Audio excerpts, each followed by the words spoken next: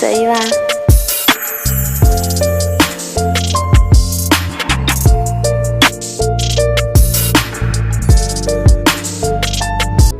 Bismillahirrahmanirrahim.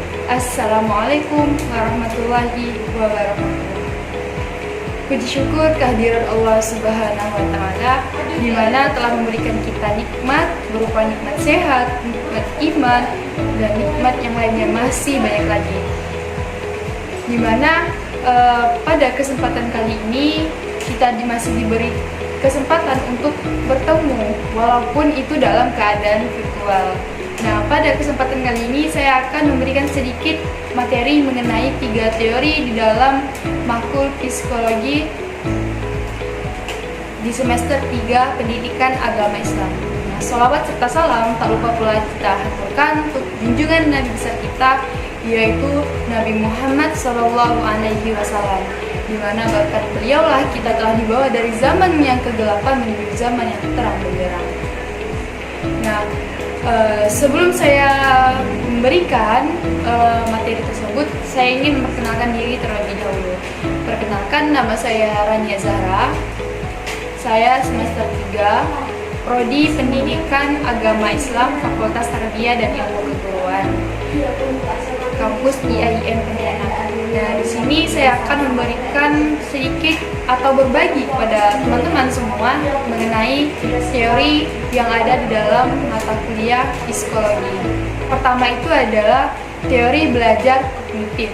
Nah, yang kedua itu ada teori belajar behavioristik, dan yang ketiga yaitu teori belajar humanistik. Nah, di mana teori belajar ini saya akan bahas satu persatu agar jelas dan tidak ada penasaran lagi di antara kita. Nah, yang pertama itu teori belajar kognitif. Mungkin teman-teman sudah tidak asing lagi dengan nama teori ini, karena sangat jelas bahwa di sekolah juga kadang ada penilaian mengenai tentang kognitif, afektif, dan lainnya lagi. Nah, teori belajar kognitif adalah teori belajar yang lebih mengutamakan proses pembelajarannya dibandingkan dengan hasil yang kita capai. Nah, teori belajar ini meliputi kegiatan-kegiatan mental yang sadar seperti berpikir, mengetahui, memahami, dan kegiatan konsep mental seperti sikap, kepercayaan, penghargaan, yang kemudian itu merupakan faktor yang menentukan perilaku kita sendiri. Nah, ada 3 hal yang terdapat di dalam pembicaraan teori ini. Apakah itu? Nah, yang pertama itu adalah elemen kognitif. Nah, elemen kognitif ini gimana bahwa kita harus percaya bahwa perilaku seseorang itu disebabkan adanya satu rangsangan atau stimulusi. Nah, yakni suatu objek fisik yang mempengaruhi seseorang tersebut tadi ini dalam banyak cara. Nah, yang kedua yaitu struktur kognitif. Nah, menurut teori kognitif ini aktivitas mengetahui dan memahami sesuatu atau cognition dalam banyak cara. Nah, yang ketiga yaitu fungsi kognitif. Nah, sistem kognitif ini mempunyai beberapa fungsi. Di antara fungsinya yaitu memberikan pengertian, menghasilkan emosi, membentuk sikap, dan memberikan motivasi terhadap konsekuensi perilaku. Nah, selanjutnya ini implementasi teori belajar kognitif. Nah, dalam proses belajar mengajar diperlukan cara yang tepat untuk mendapatkan hasil belajar yang maksimal. Nah, berikut ini adalah aplikasi teori belajar kognitif menurut teori Gestalt dalam proses pembelajaran. Nah, yang pertama yaitu pengalaman tilikan. Nah, tilikan bisa disebut juga pemahaman mengamati. Nah, di mana pengalaman mengamati ini seperti kita itu mengamati, melihat, oh seperti ini ternyata, oh seperti itu. Nah, yang kedua yaitu pembelajaran yang bermakna. Nah, dalam hal ini unsur-unsur yang bermakna akan sangat menunjang pembentukan tilikan dalam proses pembelajaran, di mana pelajaran yang bermakna ini seperti yang tadi katakan tadi akan menunjang, akan membantu dan mempermudah untuk proses pembelajaran teori kognitif dalam bentuk tilikan tadi. Nah, yang ketiga yaitu perilaku bertujuan. Nah, di mana suatu perilaku akan terarah pada tujuan. Nah, di mana perilaku kita ini akan menjadi lebih baik lagi. Perilaku ini akan sesuai apa yang telah kita menjadi tujuan kita ke depannya. Bagaimana tujuan kita? Nah, seperti itulah perilaku kita. Nah, yang keempat itu adalah prinsip ruang hidup. Nah, di mana perilaku individu ini memiliki hubungan dengan tempat dan lingkungan yang dia berada. Nah, di mana memang bagaimana kita dengan lingkungan kita itu sangat berhubungan sekali. Karena jika kita tidak memiliki hubungan dengan sosial, itu tidak mungkin, karena kita ini manusia adalah makhluk sosial, pastinya membutuhkan orang lain, karena kita tidak bisa hidup tanpa adanya orang lain yang akan membantu kita. Nah, yang kelima ini adalah transfer dalam belajar. Nah, di mana yaitu proses pemindahan dari pola tingkah laku dalam situasi pembelajaran tertentu ke situasi lain. Nah, di mana proses pemindahan pola tingkah laku ini dalam pembelajaran ke tingkah laku tertentu ke situasi lainnya.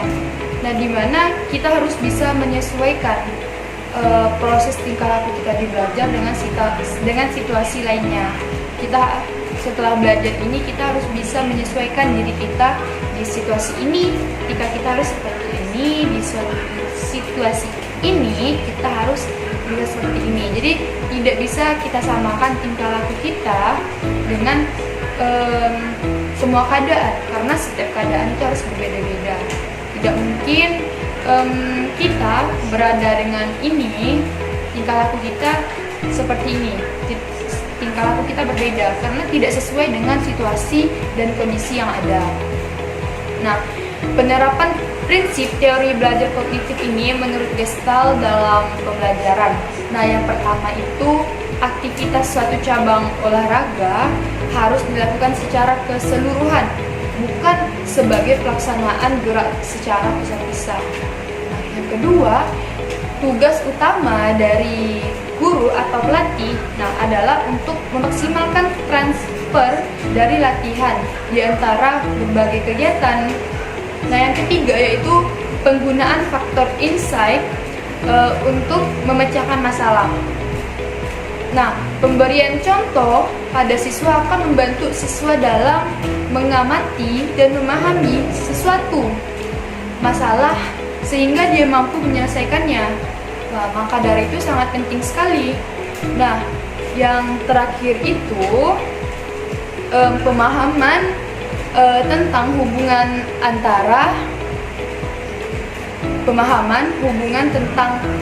antara bagian-bagian dengan sesuatu keseluruhan penting baik bagi peragaan keterampilan yang efektif. Nah, kita lanjut ya. Yang kedua, pendekatan behavioristik. Nah, pendekatan behavioristik ini adalah pendekatan yang menganggap jiwa manusia itu pasif. Nah, karena dikuasai oleh stimulus-stimulus atau perangsang-perangsang dari luar yang ada di lingkungan sekitarnya. Nah, maka dari itu tingkah laku manusia ini dapat dimanipulasi. Nah, dapat dikontrol juga dan dapat dikendalikan. Nah, untuk mengendalikannya ini, tingkah laku manusia ini tadi, kita perlu mengontrol perangsang-perangsang yang ada di sekitar lingkungan kita. Nah, pendekatan behavioristik ini memiliki beberapa ciri-ciri. Nah, yang pertama, mementingkan pengaruh lingkungan. Yang kedua, mementingkan bagian-bagian. Nah, yang ketiga, mementingkan peranan reaksi. Yang keempat, mementingkan mekanisme terbentuknya hasil belajar. Yang kelima, mementingkan hubungan sebab akibat dan pada masa waktu yang lalu. Yang keenam, mementingkan pembentukan kebiasaan. Nah, menurut Watson ini belajar itu adalah jika lingkungan dan tingkah laku itu ada. Nah, ada bersamaan atau kontinu gitu ya. Nah, maka hubungannya akan diperkuat. Nah, Watson sendiri mementingkan hukum ulangan atau hukum latihan dalam belajar. Hukum selanjutnya yaitu yang dipentingkan, yaitu oleh Watson adalah hukum kebaruan. Nah, maksudnya yaitu respon baru akan lebih diperkuat dengan ulangan. Nah, para hadirnya dari respon itu akan lebih awal atau akan lebih cepat.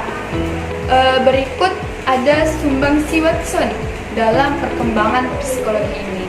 Yang pertama itu mempunyai pengaruh besar di USA ya. Nah, yang kedua mempopulerkan ajaran behaviorisme. Yang ketiga, adanya tingkah laku mesti ada hubungan syaraf di otak. Yang keempat, untuk menjelaskan belajar perlu mengerti fungsi dari otak. Yang kelima, menggerakkan studi dan tingkah laku secara objektif. Yang keenam, mementingkan faktor lingkungan. Yang ketujuh, belajar adalah proses membentuk hubungan lingkungan dengan tingkah laku. Nah, yang kedelapan, banyak mendorong penelitian eksperimen dengan conditioning di USA. Setelah saya menjelaskan dua teori tadi lagi, selanjutnya teman-teman ada masih satu teori lagi. Ini yang terakhir ya. Nah, yaitu teori humanistik. Nah, teori pembelajaran humanistik ini adalah teori yang berorientasi pada aspek kemanusiaan yang mengedepankan bagaimana memanusiakan manusia. Nah, dengan harapan peserta didik ini mampu mengembangkan potensi dirinya sendiri. Nah, pembelajaran humanistik ini berusaha untuk mengembangkan individu secara keseluruhan melalui pembelajaran yang nyata, bukan secara sedikit-sedikit segini-segini atau bagaimana, tapi secara keseluruhannya sekaligus. Nah, teori belajar humanistik ini dapat dikatakan teori humanistik apabila memiliki ciri-ciri. Nah, ada ciri-cirinya. Yang pertama itu menekankan pada aktualisasi diri individu, yaitu manusia sebagai sosok individu yang bisa mengekspresikan dirinya. Nah, yang kedua, proses merupakan hal yang penting yang menjadi fokus untuk belajar. Nah, tanpa proses sama saja. Bagaimana kita ingin mendapatkan hasil bahwa kita saja tidak mau melalui proses, karena apapun atau segala sesuatu itu membutuhkan proses. Tidak ada namanya suatu usaha, belajar, kerja, atau apapun segala sesuatu itu tanpa adanya proses. Yang ketiga yaitu melibatkan peran aspek kognitif dan afektif. Nah, yang keempat, mengedepankan pengetahuan atau pemahaman. Nah, yang kelima, mengedepankan bentuk perilaku diri sendiri. Nah, yaitu tidak menjadi orang lain, harus menjadi diri kita sendiri. Dan yang terakhir, tidak ada yang berhak mengatur proses belajar individu. Nah, di mana proses belajar itu kita sendiri yang mengatur diri kita, orang lain tidak berhak mengatur diri kita, seperti itu. Setelah kita mengetahui tadi ya pengertiannya, ciri-cirinya, maka ada hal-hal yang harus dipelajari menurut dari sudut pandang teori pembelajaran humanistik ini. Yang pertama itu pendidikan terbuka. Proses pendidikan yang memberikan kita kesempatan kepada murid untuk bergerak secara bebas. Nah, di mana di sini pembelajaran humanistik ini selalu memberikan kesempatan kepada peserta didik, kepada murid kita untuk belajar secara bebas. Tidak hanya belajar itu dikekang ya, yaitu bebas belajar di mana saja, seperti itu. Nah, yang kedua yaitu belajar kooperatif. Nah, di mana pondasi yang baik untuk meningkatkan dorongan berprestasi murid. Nah, yang ketiga pembelajaran mandiri. Nah, proses pembelajaran yang menuntut murid untuk menjadi subjek yang harus merancang, mengatur, mengontrol kegiatan mereka sendiri secara bertanggung jawab.